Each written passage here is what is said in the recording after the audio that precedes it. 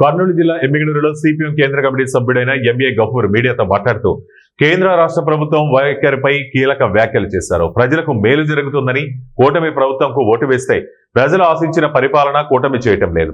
Chandrababu agenda మొత్తం అమరావతి చుట్టే తిరుగుతుందన్నారు. అమరావతిలో పెట్టుబడుల పేరుతో రైతుల దగ్గర బలవంతంగా భూములు లాక్కుంటున్నారు. 60% కేంద్ర నిధులతో నిర్మించిన మెడికల్ కాలేజీలు చంద్రబాబు ప్రైవేటీకరణ ఎలా చేస్తారని ప్రశ్నించారు. 1,00,000 కోట్లతో అమరావతి కడుతున్న చంద్రబాబు 5,000 కోట్లు పెట్టి ప్రభుత్వ మెడికల్ కాలేజీలు పెట్టలేరన్నారు. కూటమి ప్రభుత్వం చెబుతున్న సూపర్ 6 సూపర్ హిట్ కాదు అని సూపర్ ఫ్లాప్ అన్నారు. చంద్రబాబు ఆలోచనలు మారాలి, లేకపోతే వైసీపీకి పట్టిన గతే మీకు పడుతుందన్నారు. రాయలసీమకు వైసీపీ కూటమి ప్రభుత్వాలు రెండూ మోసం చేశాయన్నారు. దీనివల్ల ప్రజానీకానికి ఒరిగేదేం లేదు. దుర్మార్గం అని చెప్తున్నాను. ఇప్పుడు 17 మెడికల్ కాలేజీల్లో ఒక 5-6 తయారైన, మిగతా 10 తయారు కావాలా? ఈ 10 ప్రైవేట్ వాళ్ళకి ఇస్తా అంటాడు. 60% సెంట్రల్ గవర్నమెంట్ డబ్బులు దాంట్లో. ఇప్పటికే గవర్నమెంట్ కొంత ఖర్చు పెట్టింది. ప్రైవేట్ వాడిని పిలుచుకుని వానికి అప్పచెప్తారు. ఎవరు? మీ నాన్న జాగిరా ఇది.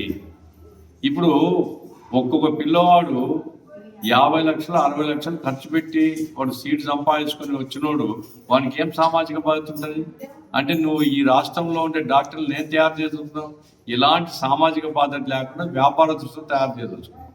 ప్రజల వైద్యం ఉండదు. ఇక చాలా దుర్మార్గమైనటువంటి ఆలోచన ఇది. లోకేష్కు సగం తెలివింది అతనే ఉంటాడంటే ప్రైవేట్ కన్నా కానే కాదంటాడు. ఏమిటిది ఇది? ప్రైవేట్ వాడు పెట్టుబడి పెట్టి కాలేజ్ తీసుకున్న తర్వాత ఏమంటారు దాన్ని? కాబట్టి అనేక విషయాల్లో ఒకటేమో 1,00,000 కోట్ల రూపాయలకు అమరావతి కడుతున్నాం అంటున్నాడు. 1,00,000 కోట్ల రూపాయలు పెట్టగలిగేవారు 4-5 వేల కోట్లు పెడితే 10 మెడికల్ కాలేజ్ తయారవుతాయి. పిల్లలకు సీట్లు వస్తాయి.